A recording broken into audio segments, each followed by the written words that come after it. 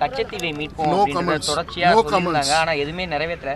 இந்த அரசு என்ன மாதிரியான செயல்பாட்டுல இருக்க? அத பத்தி இப்ப பேச முடியாது. No comments. இந்த கடைகளை மூடிட்டா பிரச்சனை சால்வ் ஆயிருமா அப்படின்னா நம்ம 4000 கடையை மூடிடலாமே. கடைகளை மூடுறதுனால தீர்வான்னு கேட்டா அது தீர்வு ஆயிருமா? சரி எனக்கு தெரியல, நீங்க எதாவது சொல்லுங்களேன். எல்லா கடையும் மூடிட்டா தீர்வா? நீங்களே சொல்றீங்கல்ல, கள்ளச்சாராயம் உள்ள வந்துரும், கஞ்சா இன்னும் அதிகமாயிரும். பாலியல் சம்பந்தமா நடந்திருக்கிறதுனால ஒரு பெண் என்ற முறை நீங்க அந்த வழக்கு எப்படி பாக்குறீங்க? அதுக்கு என்ன மாதிரியான நடவடிக்கை எடுத்துருக்கீங்க உங்க அரசு, தாவேக்கா அரசு? தலைவர் என்ன முடிவு எடுத்தாலும் கரெக்டா இருக்கும் சார். நீ நல்லா சாப்பிட்டுருக்க, நான் சாப்பிட கூட இல்லை. நீ நல்லா சாப்பிட்டுருக்க, அதான் தம்பி நீ நல்லா சாப்பிட்டுருக்க, புரியுதா?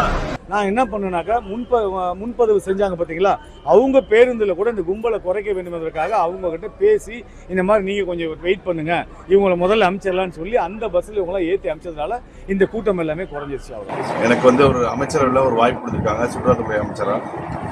சுற்றுலாத்துறை பற்றி உங்களுக்கு தெரியும்.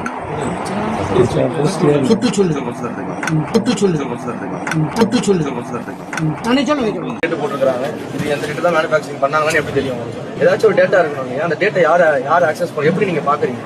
அன்னைக்கு டேட் மேனுஃபேக்சரிங் பண்றாங்கன்றது எப்படி என்ஷூர் பண்றீங்க?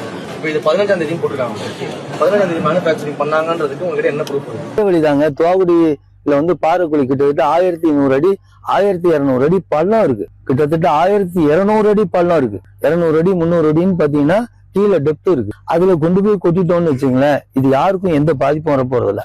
ஏன்னா பெண்களுக்கு முன்னுரிமை கொடுக்கப்படும், பாதுகாப்பு அளிக்கப்படும் சொல்லி தாவேக்கா வாக்குறுதி அளிச்சுதான் ஆட்சிக்கு வந்திருக்காங்க. தளபதி ஆட்சியில இதுமாதிரி நடக்காது.